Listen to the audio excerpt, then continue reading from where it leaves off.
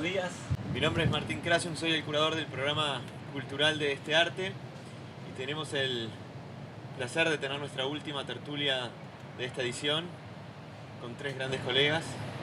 Antes que nada agradecerles por haber venido, agradecer a La Huella por recibirnos y contarles que estoy con Fernando Faulino, Julia Castaño y Dani Umpi, Daniel Umpierres. En el boletín te pusimos como Daniel Umpierres. ¿Ah, sí? Sí. Ellos están participando en la feria, en el hall que nos recibe. Hay tres grandes instalaciones. Nosotros nos gusta llamarlo este project. Son proyectos especiales que hacemos con la feria. Y vamos a tener la oportunidad de charlar con ellos y conocer un poquito de su mundo, de su visión del arte, de conocer acerca de cómo trabajan, cuáles son sus ideas, cuáles son sus planes a futuro. Esta serie de tertulias, nosotros brindamos este espacio para conocer un poco más acerca del trabajo de los artistas. Vamos a estar charlando algo así como media hora, 40 minutos nosotros, y luego vamos a pasar el micrófono para compartir ideas, preguntas, y que esto se pueda transformar un poco más en una conversación y no tanto en una exposición magistral. Que no estaría mal. Que no la vamos a hacer. Me gusta siempre empezar, no yo presentando, sino cediendo un poco la palabra a que los participantes se presenten en 2 minutos. Julia, ¿cómo te gusta presentarte a vos? Hola a todos, gracias por venir, por acompañarnos. Es un placer que estemos todos acá. A mí me gusta presentarme como Julia Castaño, como artista, no como artista visual, porque tengo mis dudas. Creo que es muy hegemónico el término visual, porque creo que una obra se puede entender sin mirarla, digamos. Perdés por un lado perdés la oportunidad de tener enfrente la obra, pero también pienso en las personas no videntes y que la percepción de la obra puede ir por otro lado. Entonces me parece que hoy en día es como más, tengo mis dudas sobre el término visual, porque se puede escuchar, porque se puede tocar, porque se puede decir y se puede entender una obra a través de lo que se describe de la obra, de otra manera obviamente, pero eso. Bueno, yo soy Dani Umpi, soy un artista del norte, de Uruguay, y también me defino como artista. Como también trabajo en diferentes plataformas y lenguajes, antes se nombraba todo, que hacía performance, música, escribía, pero bueno, no sé por qué de entrada no usé el rótulo artista, pero bueno, sí, ahora cuando me presento, Dani Umpi, artista. Hola, yo utilizo siempre, pongo poeta primero y después menciono artista visual y lo trato como de seguir trayendo junto con mi presentación, porque es lo primero que arranqué haciendo, escribiendo libros de poesía, y también como considero que trato como de mantener vivo el tema ese a través de lo que hago visual. Y después destaco tal vez el hecho de haber estudiado y no terminado arquitectura, más que nada relacionado en las técnicas que utilizo para hacer las obras. Fernando, nos contabas que estudiaste arquitectura. ¿Qué estudiaron ustedes? ¿Cuál es su formación? ¿Cuáles son sus referentes? Bueno, yo estudié comunicación. En realidad el título que tengo es de publicidad. Y otro que había una carrera hasta hace unos años que se llamaba comunicación artística y recreativa, en un plan viejo de de la universidad, de la facultad, que no está más. Y la formación viene por varios lados. También para mí fue importante ir al taller de Fernando López Laje, que estuve un tiempo, también donde nos conocimos con Julia. Y con Julia Castaño teníamos un colectivo de artistas que se llamaba Movimiento Sexy, que para mí también fue un espacio bastante formativo también. Así que bueno, y uno siempre va aprendiendo, así que las influencias son de todo tipo, pero formalmente es por ahí va la cosa. Qué lindo. Yo, bueno, empecé con Américo Espósito de muy chica, a los 12 años. Después estudié con Lassi Duarte y después con Fernando López Laje en el taller. Acá hay como una tradición de talleres y de maestro y discípulo.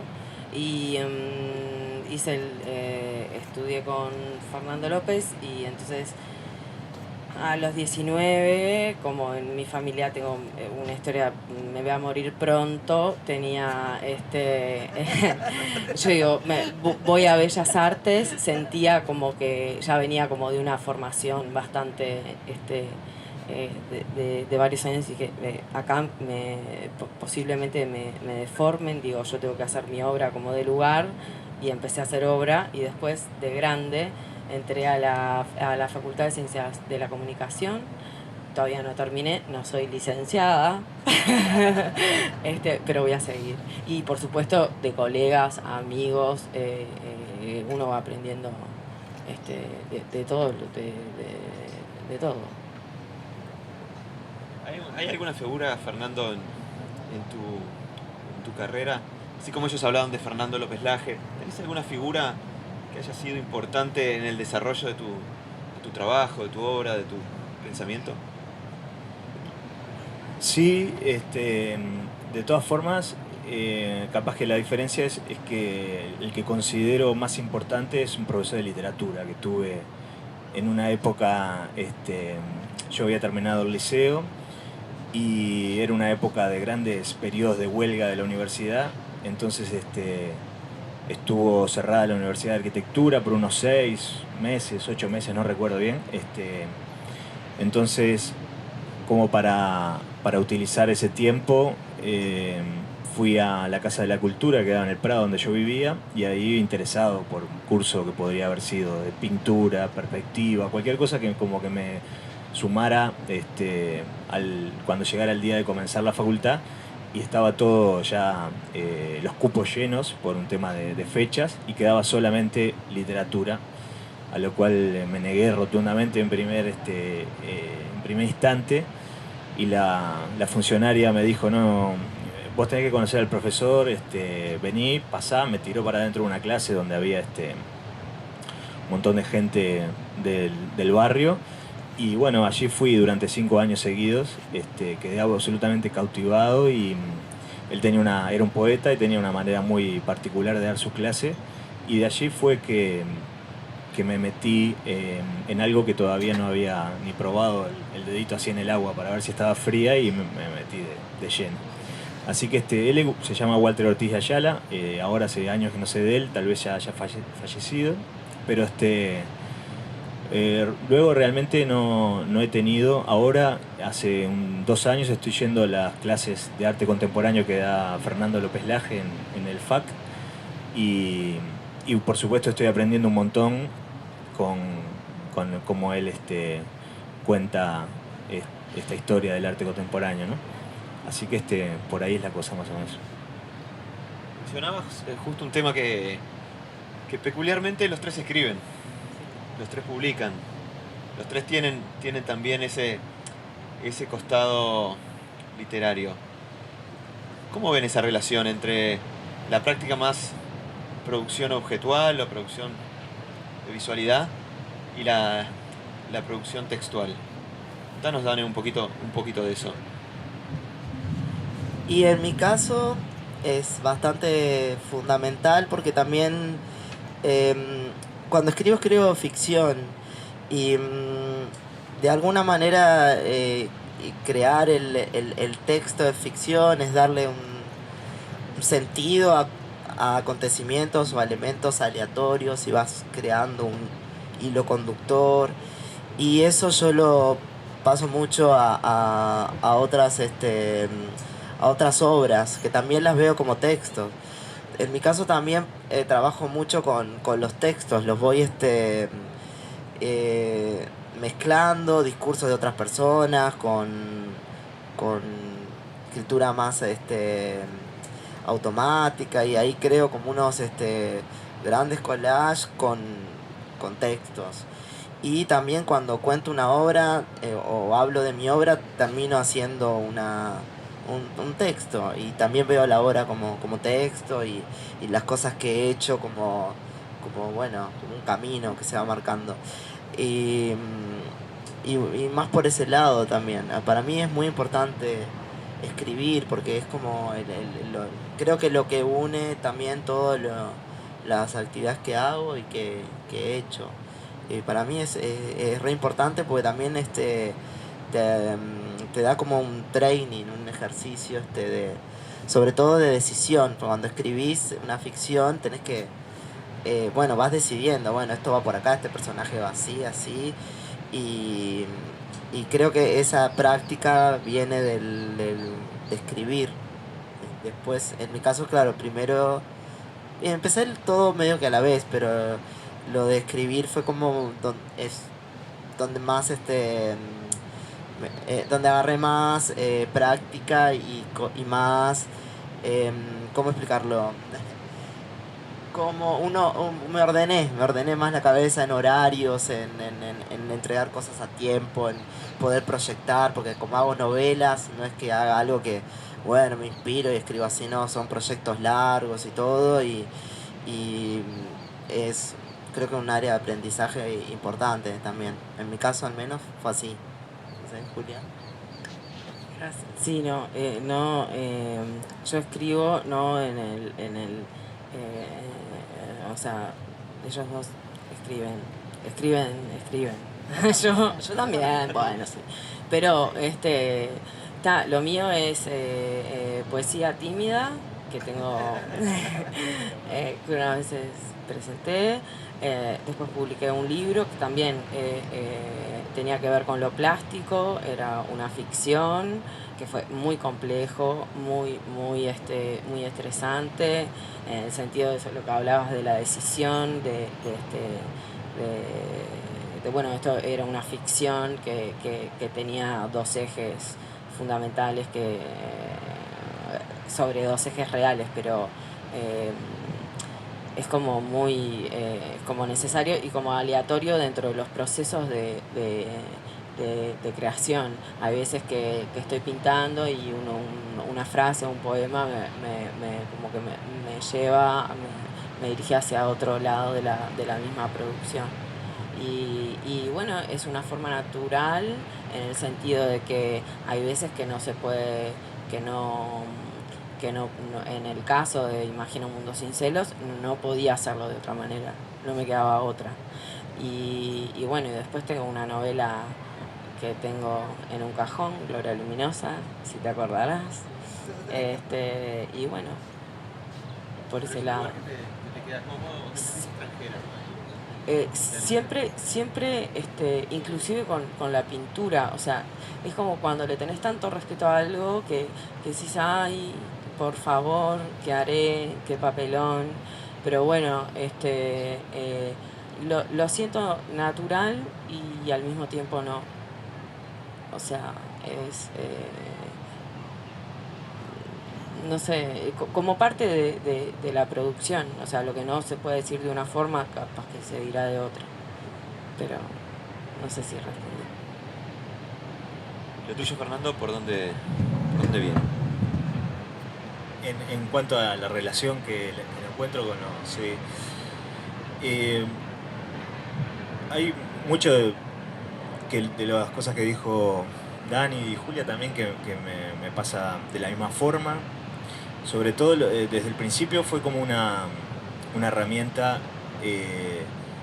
de decisión, de tomar una postura, y luego de que ya estaba escrita, ya estaba decidido por ese momento de plasmarlo en el papel, ya es algo que queda contigo y te da seguridad también como para defenderlo o más adelante para revocarlo, pero en definitiva es como reafirmar, es una manera como para mí de esa continua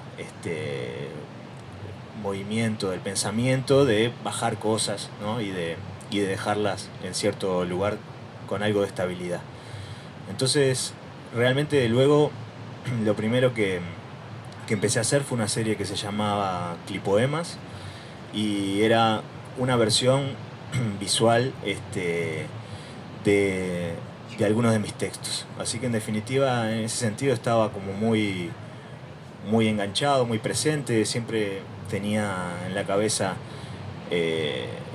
una anécdota sobre cómo había llevado al cine una novela de Dostoyevsky, un director que en el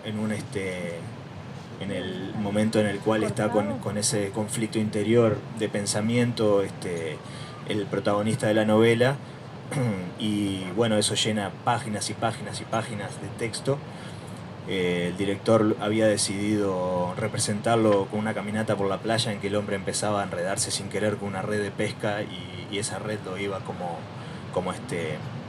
dejando atrapado y como que en esas cosas de que el decirlo de una manera visual es muy diferente a la manera textual, pero sin embargo puede decir lo mismo.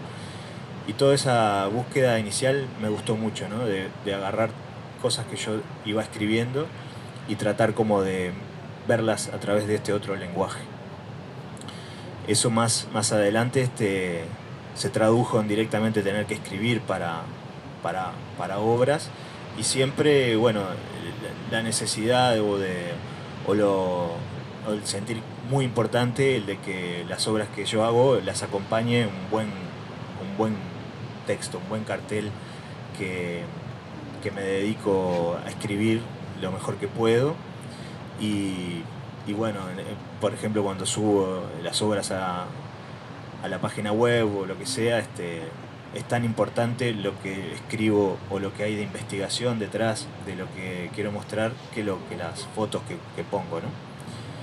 Así que en definitiva lo tengo como muy hilvanado, así como muy trenzado y la manera que lo disfruto. Asimismo, también hace como 3 años que no publico poesía y también es como una cosa que siento como que lo otro ha tomado un poco el lugar y entonces me planifico y me propongo retomarlo, considerándolo como autónomo y como muy importante para después poder desencadenar en obras visuales que sean interesantes.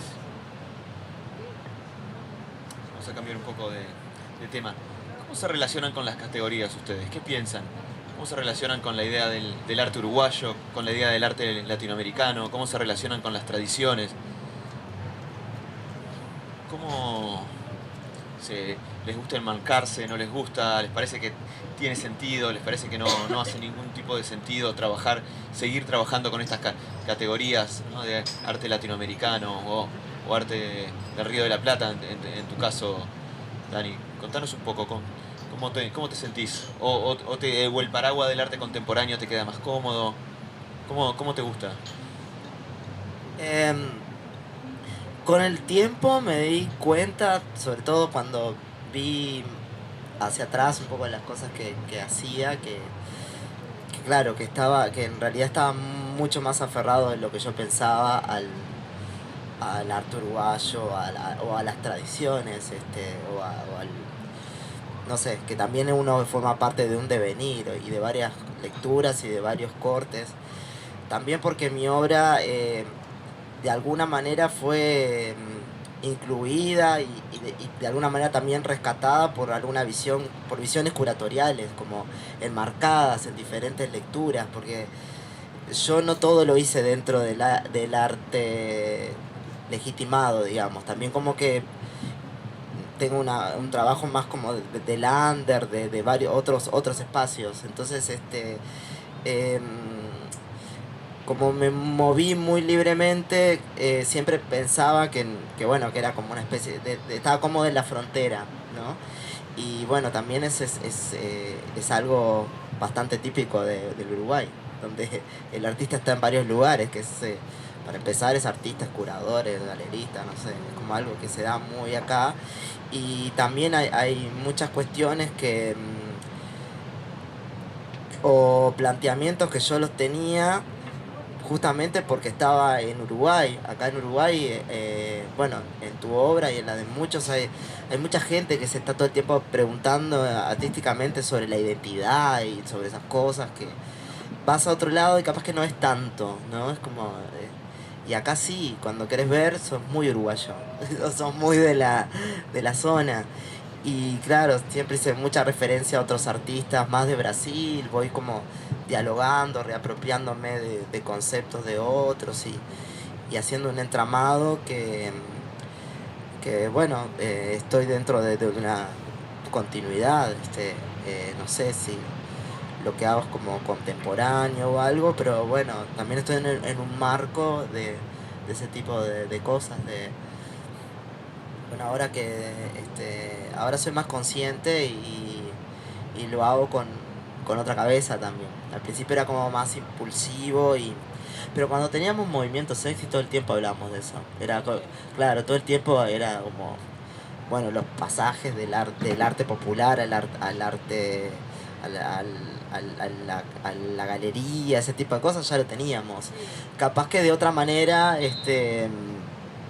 bueno, no sé, en algún momento lo analizaremos mejor. pero antes éramos más jóvenes, teníamos la cosa de los 20, yo qué sé, también por una cosa generacional, todo estaba muy en ebullición, todos esos discursos de nuestra generación, como del coletazo de la posmodernidad optimista, la antropofagia, la teoría queer, todas esas cosas que era como más o menos venimos como de ahí, de eso. Entonces, claro, eso estaba muy presente. Y también los artistas que nos gustaban eran, no sé, eran de esa manera. De todos lados, sí. Bueno, no sé si respondí, pero bueno. Mi respuesta va por ahí también. Sí, si bien obviamente hay una tradición y lo que realmente pienso es que en realidad uno es un pedacito, un granito de arena en una playa, o sea, inclusive estudiando o al menos acercándome, haciendo una introducción a las producciones de otros artistas de otros tiempos y ahora hay como siempre hubo de alguna forma como una fluctuación en el sentido fluctuación como de información y conocimiento que era que no sé, capaz que hoy en día se ve como más una cosa más como más que integra a todo el mundo. Sin embargo, los uruguayos, por ejemplo, a mí me encantan los brasileros, me encantan los argentinos porque son como sus artistas y bueno, eso también. El uruguayo es más abierto y al mismo tiempo creo yo también como que le cuesta sus artistas, aunque es como un mito, ¿no? Lo de qué bárbaro, qué divino, pero en definitiva no hay como tienen los brasileros con su arte, con de lo que son, les encanta y forma parte el discurso de esos artistas de lo que está pasando en cada país. Entonces también es como importante en ese sentido. Como nosotros creo que también somos un país bisagra, pero que al mismo tiempo pasan cosas que a mí me encanta decir que Montevideo tendrá lo que tendrá, será lo que será, pero me encanta como el misterio que tiene, como la cosa de que no sabes quién está, quién es, pasan cosas que no son lógicas, es como muy bizarro porque puede pasar cualquier cosa y yo creo que es dentro de ese marco, ¿no? Si bien como decía Dani, también fue, o sea, todavía no hablaste, perdón, ya te, no, pero yo sé si, yo, no, pero yo sé que viene, como, produciendo desde Uruguay, pero es como, bueno, eso, estoy hablando mal, pero... No, lo que también quiero subrayar es que los tres, el trabajo que hacemos, hay mucha conciencia del contexto en el que estamos, en nuestra obra. Entonces, claro, es medio especial, no es que estamos haciendo... Ahora, bueno, tenemos otro tipo de búsqueda, pero generalmente, claro, siempre estamos pensando un poco en qué lugar estamos y en dónde, sí. Sí, hay... Está como la cuestión también importante de sentirse con cierta libertad de creación. Entonces, a mí lo que me gusta mucho es, por ejemplo, una anécdota o algo que aprendí, que es cuando Julio Vilamajó, el arquitecto uruguayo, está haciendo la Facultad de Ingeniería y es mirado por todo el mundo en ese momento, Europa, con admiración por el tipo de construcción en hormigón armado que está haciendo, y casi que está como a la vanguardia de un tipo de arquitectura que lo caracteriza y lo define, y simultáneamente lo contratan para hacer en Villa Serrana el Mesón de las Cañas y el Ventorrillo. Entonces, en los mismos años en los cuales él debería de repente reafirmar aquello que estaba investigando, haciendo escuela, recorre el lugar y se da cuenta que para ese lugar lo que necesita hacer es algo completamente diferente, una arquitectura de quincho, de palos, y hace una obra hermosa, brillante y contemporánea a la Facultad de Ingeniería en hormigón armado. Entonces, en cuanto a lo que son las tendencias, los encasillamientos o el tipo de... A mí eso me parece lo mejor y espectacular, ¿no? El tema de cómo la adaptación a la situación, al momento en que se va a mostrar una obra o se va a crear cierta obra. Y luego me falta de repente bastante estudio de lo que es el arte de Uruguay y su historia, como para de repente tener una idea más clara, pero en definitiva tampoco sé si existe ya como una especie de etiqueta o de encasillamiento dentro de la obra, o un título, digamos, no lo tengo muy claro. Nunca lo leí por ningún lado, así que en definitiva lo que a mí me gusta mucho mirar arte, miro mucho arte de Europa, tengo algunos artistas que considero geniales y fundamentales, y me nutro de todo eso, pero en definitiva en el momento de hacer algo me encanta el tema ese de la adaptación y de hacerlo a partir de la ocasión y del lugar y del momento. Ahora quería preguntarles un poco, estamos en una feria de arte y quería que tomemos un poco la dirección. ¿Cómo se relacionan con el mercado? ¿Cómo se sienten en la feria? ¿Cómo vieron la feria? Me gustaría que compartan un poco su visión de lo que estamos haciendo, de lo que se está intentando, y desde su punto de vista personal, de su historia, con sus galeristas, etc.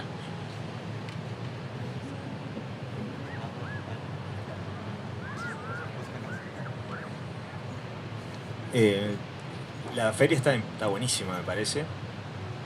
Mi experiencia en feria es más de visitante que de estar con obra adentro, así que en comparación, si se quiere, con otras ferias, me parece que está muy buena. No conozco las ediciones anteriores, pero está muy buena. Y bueno, pienso que hay un montón de oportunidades.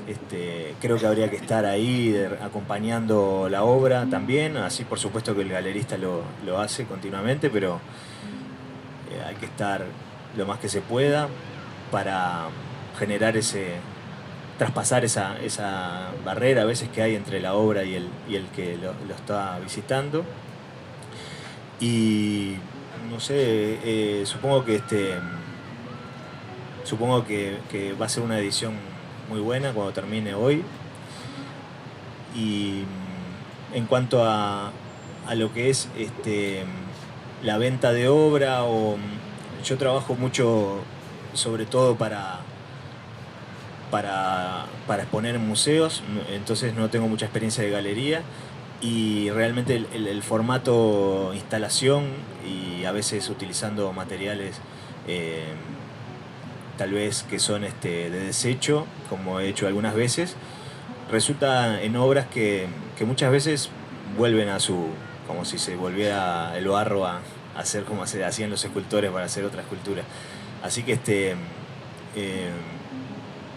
he tenido alguna pieza que me ha dado buenas satisfacciones con el tema de que mucha gente se haya interesado y me haya ido bien. Eso estuvo buenísimo, ¿no? Me da como impulso económico para seguir haciendo cosas. Así que en definitiva,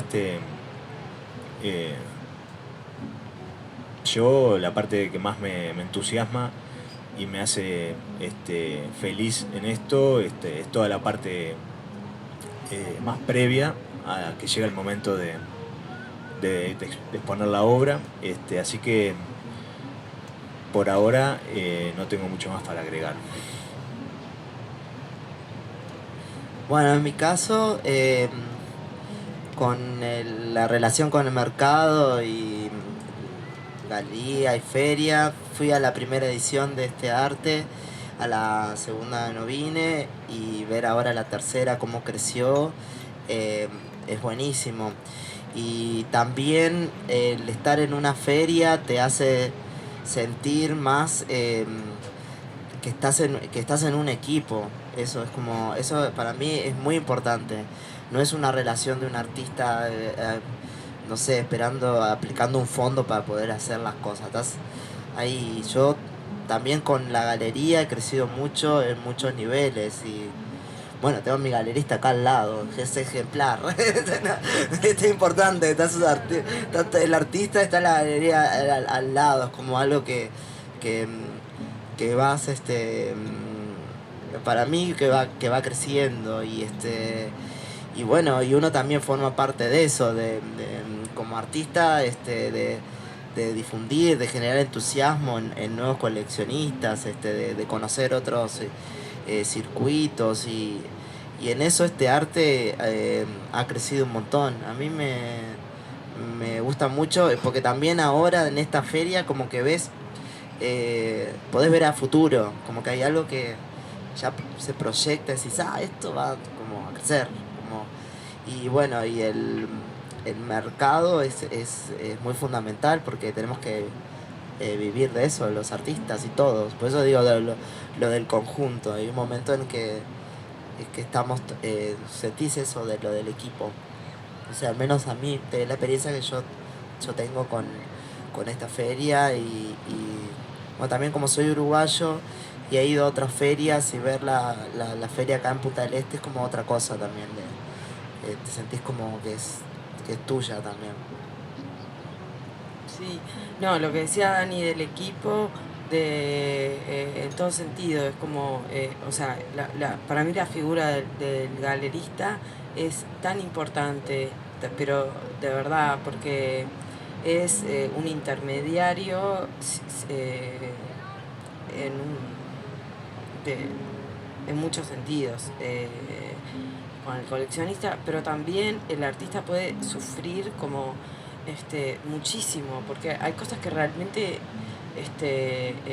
yo sinceramente no sé manejarlas, me pongo nerviosa, no sé hablar. Entonces es un apoyo realmente, no es un esnobismo, es una necesidad, y aparte cuando el galerista o sea, te apoya, te entiende, sabe que bueno, yo no, pobre mi galerista, adorada, sí sabrá pero es muy importante. Y lo que sentí realmente que me encantó fue como de esa cosa cuando en el momento siempre del montaje, siempre hay un equipo en todo sentido. Lo que desde el aspecto curatorial, desde los montajistas, desde los galeristas, los artistas, cuando nosotros ayer, bueno, no voy a entrar a hablar, pero sentimos mucha felicidad cuando los artistas pueden vender, y lo que noté yo participé en esta edición y en la pasada, el efecto acumulativo que tiene me llamó muchísimo la atención. Realmente como que la gente como que va afianzando, ve el trabajo que realmente, aparte, estoy súper orgullosa de que se haga profesionalmente, de que haya todo un equipo, de que se piense como digamos, en todo una organización y para un mismo lado, capaz que es muy hippie, pero realmente acá nadie es ninguna pieza por separado, o sea, y eso que se esté dando en Uruguay, que también la cuestión del hecho de poner una feria educa en el buen sentido también, en el sentido de que no hay improvisación, es un proyecto a mediano o largo plazo, que yo realmente quedé muy sorprendida y muy agradecida también, y bueno, la verdad, los colegas son divinos, no sé, estoy chocha, divino, y es un proyecto hermoso. Voy a hacer mi última pregunta, que es casi un pedido. ¿Pueden compartir un proyecto deseado, inconcluso, algo que tengan entre manos o que no lo hayan podido realizar? ¿Pueden compartir algo? Y para que saco la lista. Ahora como montándose así con el final del año 2016, está por salir publicado un proyecto que va a llevar todo el 2017 y a mí me parece que tiene importancia. Fue trabajado a través de esos fondos, los fondos de incentivo cultural y después los fondos concursables, y en definitiva es publicar y dar a uso público y gratuito la total, todos los monumentos del país. Entonces, con un escáner tridimensional, que algo de cómo se utiliza se pudo ver en la Bienal de Montevideo también con el proyecto de Agustina Fernández con los presidentes. Estoy con un grupo de amigos trabajando hace tiempo, escaneando todos los monumentos. Se empezó con una especie como de corte gauchesco indigenista por una cuestión simplemente de acotar. Así que está el entrevero, el gaucho, el viejo vizcacha, los últimos charrúas, la dirigencia. Y esos modelos tridimensionales están colgados en un sitio web donde uno puede mirarlos en toda su dimensión, como si fuese al alcance de la mano, digamos, y además descargarlo, intervenirlo, modificarlo. Y eso es un proyecto que seguir creciendo. Tiene una parte que ya me pasó con el proyecto de Herencia Blanes, muy linda, que es cuando empiezo uno tira algo y da la vuelta y vuelve transformado, que es cuando, no sé, un señor en el Paso de la Arena me manda una foto de cómo los tenía hechos en plomo y ya tenía hechos 10 Artigas saludando un sombrero en plomo porque los iba a vender en la feria, y bueno, y estaba toda esa cuestión de cómo el usuario se apropia y lo modifica. Así que ese es el proyecto que me entusiasma ahora estos días. Bueno, en mi caso, tengo un montón de proyectos en mente, pero como objetivo o algo que me interesa mucho, como fui muy desordenado en mi producción, estoy como eh, ordenando, viendo un poco lo que he hecho y todo, y en ese caso me está ayudando mucho la galería, estoy como, también tenía obra muy mal conservada y bueno, estoy como medio en ese tipo de evaluación. Y después lo otro que desde que teníamos el colectivo con Julia, yo no trabajé mucho en equipo y ahora he hecho otras cosas en colaboración con otros artistas y ahí me estoy abriendo más porque si no siempre estaba muy solo con mi cabeza y eso está siendo muy enriquecedor y bueno, después hay proyectos concretos que estoy desarrollando también. Pero bueno, un poco eso. Qué lindo. Qué bueno, me parece alucinante, no sabía de ese proyecto. Gracias. Bueno, yo también tengo más proyectos que este. Pero bueno, ahora hace 2 años que vengo pintando y tenía mucho miedo a mostrar la pintura y por suerte estoy perdiendo el miedo. Después hay un proyecto que me interesa muchísimo, que le quiero llamar Los Cubre Pileta, porque por la serie de Cha Cha Cha, no sé si la conocen, no está mal, ¿no? Pero este año estaba sorprendida por cómo recibimos en el Uruguay, que es un país que obviamente tiene tradición en recibir personas, gente, ¿no? Muchos inmigrantes. Empecé a ver cómo es que recibimos al que viene o turista o inmigrante o lo que sea. Entonces me llamó mucho la atención que un monopolio económico de alguna manera, como lo es Buquebús, yo sé que debe ser muy complicado tener un monopolio, pero que no se preocupen por recibir bien. Inclusive es también, vos llegas a Montevideo, no hay un cartel de bienvenido, no hay un cartel que diga usted está aquí, puede ir para allá, no hay un toldo que no es un problema de dinero, es un problema con un toldo de nylon se soluciona. Entonces lo puedo hacer por 2 caminos y puede fallar, como dijo Tuzán. Puedo hacer un protocolo de arte, porque uno empieza como a ver, ¿por dónde hago esto? ¿Cómo hago lo otro?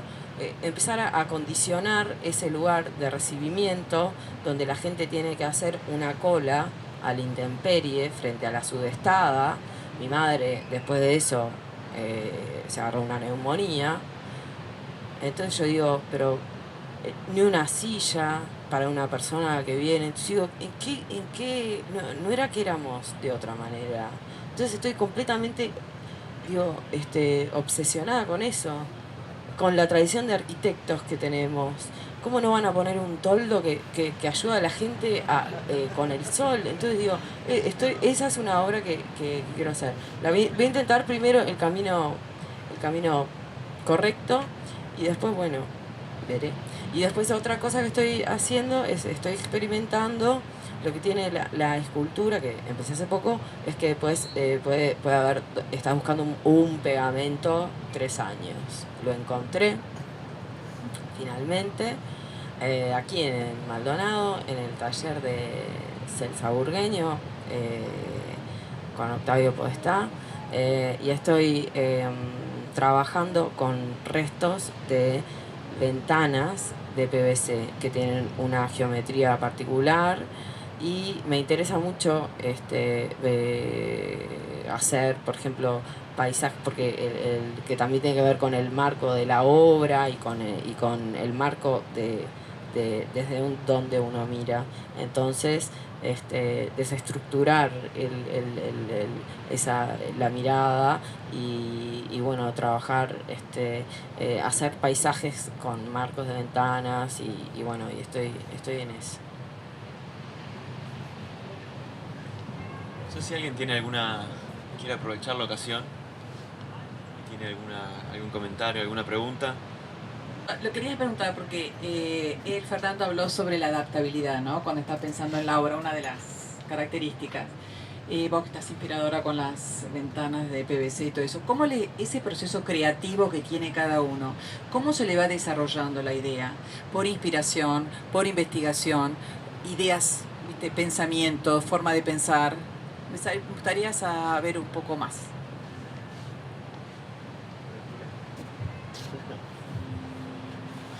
Qué linda pregunta. Nos la hacemos siempre también nosotros. No, en mi caso, experimentación, como vos decías, investigación,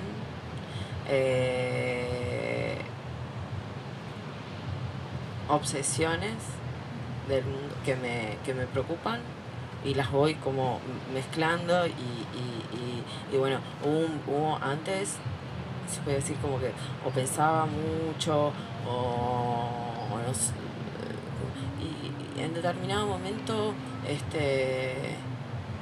empecé como a dejarme más libre en el momento de crear y después reflexiono sobre lo que hago, siempre teniendo una base de que uno ya viene con ciertas inquietudes, pero es la experimentación y porque hay veces que no realmente no sabes en qué momento estás y en qué momento una obra se separa de la otra obra, pues generalmente son procesos que duran pero años. Entonces una obra puede ser para mí o sea, un corte dentro de esa línea de pensamiento. O sea, es eso, con mucha paciencia y con muchísima paciencia. Hay veces que no se tiene el dinero para empezar la obra. Bueno, el proceso creativo, estoy como muy preocupado por el tema de la disciplina, como por tener un ritmo y un lugar. A veces lo consigo, a veces no. A mí me ha ayudado mucho. Como antes yo no tenía un taller, ahora tengo un taller que justo es en BSM, el proyecto de Guillermo en Buenos Aires. Eso me ha ayudado un montón, porque si no yo trabajaba en mi casa y no sé, terminaba lavando la ropa. Entonces claro, es como hay gente que eso ya lo tiene resuelto, yo no lo tenía. Entonces me ayuda mucho ir a mi taller, tener el taller y ahí poder pensar mi obra. En mi caso particular yo no confío mucho en la inspiración, en esa cosa que te baja, no soy de ese palo, no soy de esa onda. Entonces es muy como una cosa más de estoy todo el tiempo pensando y haciendo creaciones de pensamiento promiscuo. Entonces estoy como asociando cosas aleatoriamente y caprichosamente que voy sacando de varios lugares y ahí armo los textos con lo que armo mis obras. Como siempre tuve un proceso creativo súper aleatorio y bueno, después tenía su poética y su coherencia, pero ahora estoy como más enfocado en cómo organizarme mejor. Entonces hago eso, trato de tener de ir lo más que puedo a un lugar como una oficina, que para mí es como una oficina. Y bueno, mi trabajo, como te decía, es eso muy... Es como promiscuo, siempre voy tengo una parte de investigación, como también escribo, y escribo novelas de ficción, entonces hay un desarrollo de personajes, trato siempre de ver cómo es el perfil o cómo voy haciendo el retrato de ese personaje, y ahí voy grabando, entrevisto gente para ver cómo hablan, qué palabras usan, cómo piensan, y eso a mí también me ha ayudado mucho para el otro tipo de obra que hago, sobre todo para las cosas que a mí me interesan mucho, que es la artificiosidad, la caricatura, como llevarlo a esos extremos así. Entonces hay una parte de investigación de cosas eh, totalmente caprichosa, es como que voy asociando cosas ahí con mucha libertad, y bueno, y a partir de eso van saliendo lo que hago. Pero bueno, va un poco por ahí mi línea.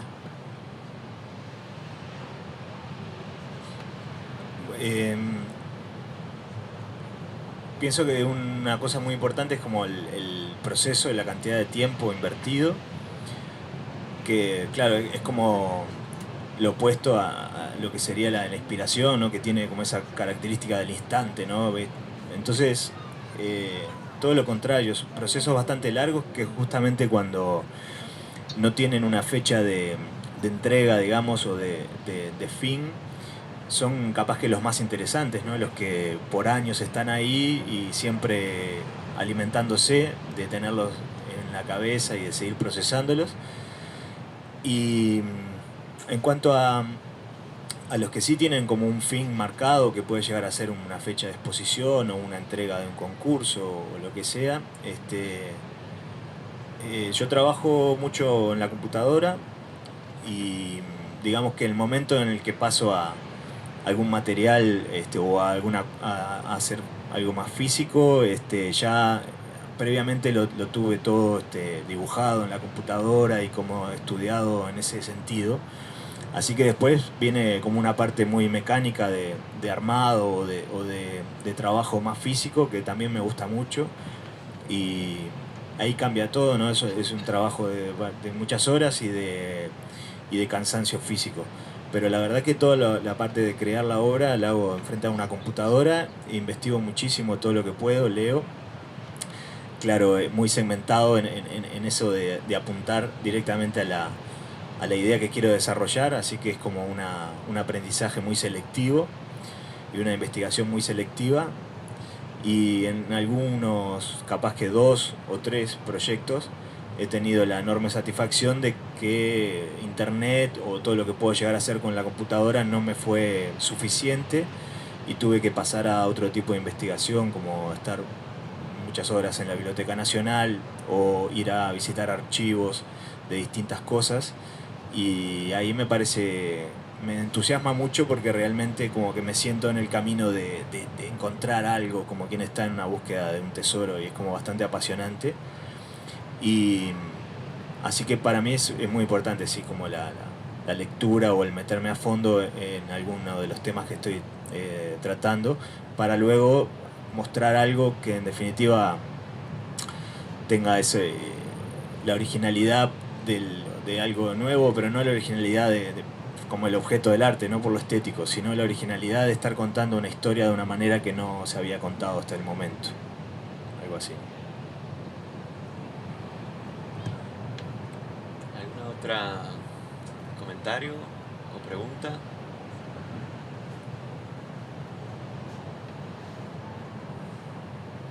¿Laura? Bueno, entonces no me queda más que agradecerles a ustedes por venir hasta acá, a ustedes por su tiempo, por participar, por la buena onda. Y nos vemos hoy desde las 5 en el Centro de Convenciones con nuestro último día. Recordarles también que a las 8 tenemos un concierto muy especial para 2 marimbas, una pieza de Steve Reich, un compositor minimalista norteamericano, de los compositores más importantes del siglo XX. Va a estar siendo ejecutada por 2 músicos de Montevideo, y esto va a dar cierre a la feria. Nuevamente, muchas gracias, y ahora nos quedamos por acá charlando también.